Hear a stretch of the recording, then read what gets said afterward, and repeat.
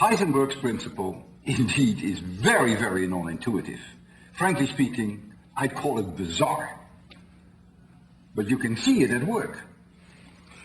Suppose I have a laser beam here, and I use laser beam because that's right, but I could use any other light for that matter. And I make here an opening, a slit, a vertical slit. And here goes the laser beam right through the slit. Light goes on, and here I project this onto this wall or screen, projection screen, and what do I see? Well, you see exactly what you predict. You see here this laser spot from this beam. But now I'm going to make this vertical slit narrower and narrower and narrower.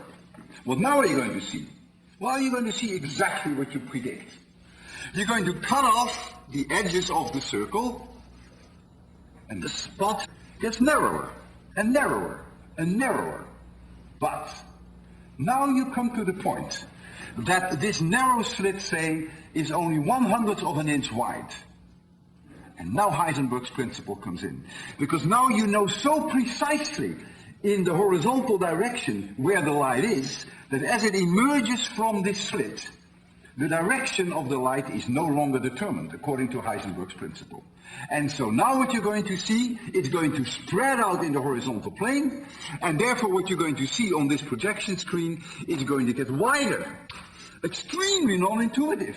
Because what am I doing? I'm making the slit narrower and narrower and narrower and narrower.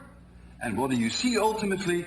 That the beam horizontally becomes wider and wider and wider and wider and wider and wider and wider.